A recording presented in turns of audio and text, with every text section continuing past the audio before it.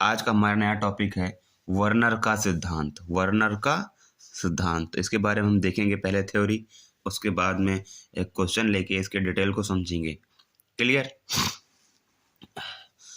Werner ने cobalt chloride तथा ammonia के संयोग से बहुत से जटिल यौगिकों का निर्माण किया। इन यौगिकों से प्राप्त श्रेणी को वर्नर श्रेणी कहते हैं, जिसके निम्न बिंदु हैं। तो वर्नर ने क्या किया, क्या क्या लिया? कोबाल्ट क्लोराइड, तो वर्नर ने लिया कोबाल्ट क्लोराइड, उसके बाद में अमोनिया डॉट 6NH3।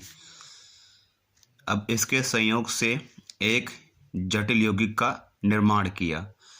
तो इसके संयोग से हमारा एक जटिल यौगिक बनेगा जो है CONH3 NH3 6 प्लस और प्लस 3Cl माइनस।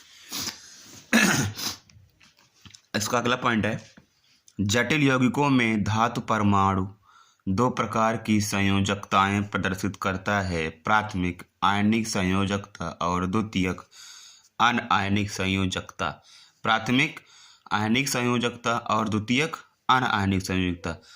तो जटिल यौगिक दो प्रकार की संयोजकता यहाँ पर प्रदर्शित कर रहे हैं। पहली है आयनिक संयोजकता, 3Cl हमारी क्या है? आयनिक संयोजकता, और ये है क्या? अनआयनिक संयोजकता। ये वाला आयनिक संयोजकता और ये वाला पार्ट अनआयनिक संयोजकता। क्लियर।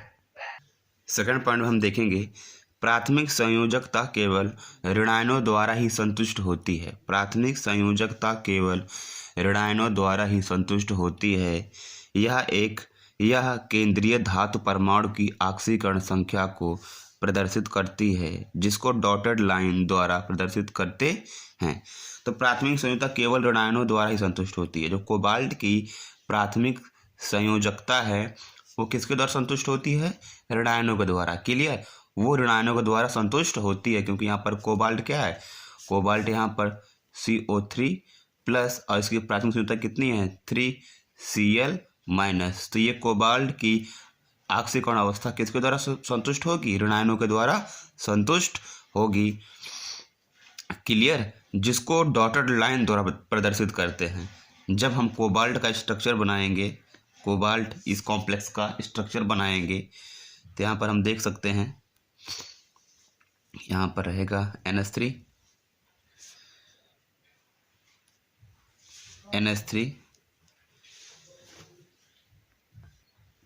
अब यहाँ पर हम देख सकते हैं कि क्लोरीन को हमने डॉटेड लाइन से डिनोट किया। क्लियर। क्लोरीन को हम किससे डिनोट किया है? यहाँ पर प्राथमिक संयोजकता को डॉटेड लाइन के द्वारा।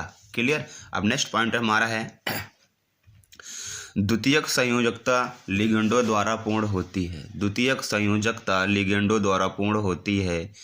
यह धातु परमाणु की समन्वय संख्या को प्रदर्शित करती है, जिसको गहरी रेखा से के द्वारा प्रदर्शित किया जाता है। देखो, द्वितीयक संयोजकता किसके द्वारा संतुष्ट हो रही है? यहाँ पर जो कोबाल्ट की द्वितीयक संयोजकता है वो अमोनिया के साथ, यानी लिगेंड।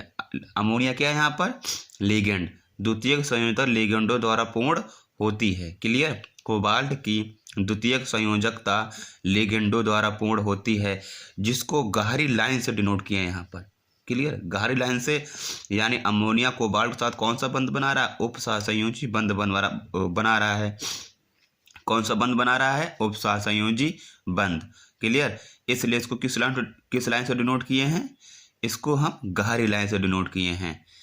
तो अगले पॉइंट में चलेंगे, हम देखेंगे अगला पॉइंट हमारा, इसकी प्राथमिक संयोजकता आयनित और द्वितीयक संयोजकता अनआयनित रहती है।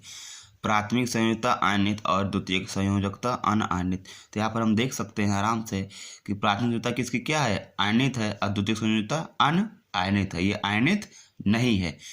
अगला पॉइंट है, प्राथमिक संयोजकता अदैसिक जबकि द्वितीयक संयोजकता दैसिक होती है। देखो, इसकी प्राथमिक संयोजकता जो है ये क्या है? ये अदैसिक है। क्लियर। ये इसकी कोई दिशा नहीं है, जबकि इसकी द्वितीयक संयोजकता दैसिक रूप से जुड़ी हुई है और जुड़कर एक संरचना का निर्माण कर रही है। क्लियर, जुड़कर एक संरचना का निर्माण कर रही है। तो क्या होती है, इसकी द्वितीयक संयोजकता दैसिक होती है, जबकि प्राथमिक संयोजकता क्या होती है, अदैसिक होती है। क्लियर।